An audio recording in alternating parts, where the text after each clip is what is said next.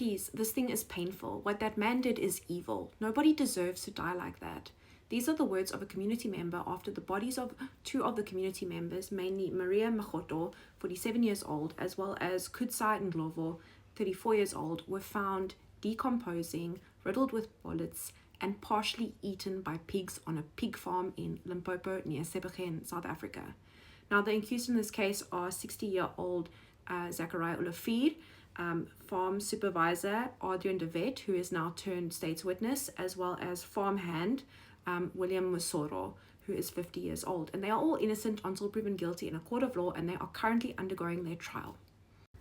On that day, we know that Maria and Kutsai, along with Kutsai's husband, Maputu, went to go and forage for some yogurt, which was near expired or past its expiry date, which was being fed to the pigs on Mr. Olafir's farm, right? And we know from the community that many people used to go and do this. It was well known in the community, and you know what, they knew that they were trespassing, but you know what, no one deserves to be killed like a pest for trespassing. And this is allegedly what happened in this case.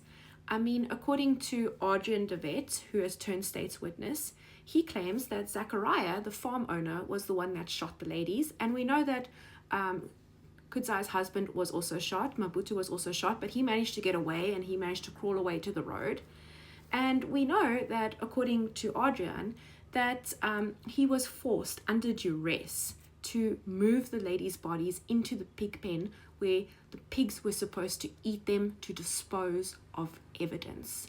And this is something that is just absolutely disgusting. I'm shocked that it happened in our country, and I will be following this trial because things like this cannot happen. Now, we know that Mr. Olafir, or Zachariah Olafir, has had a contentious relationship with the local community for years.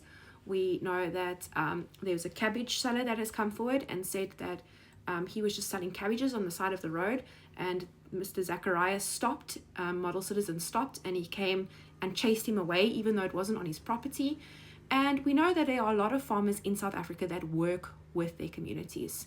This is not a bash on all farmers. I know lots of them that work with their communities and try and empower their communities, but this was obviously not the case that was happening here. Now, the trial has started, and day one, we learned about testimony from Adrian de Wet, and I will be posting updates on this case. So if you would like to follow me, consider giving me a follow and a like. And we are here because of these two women here. Look at their faces, Maria and Kutsai, and they have been brutally murdered.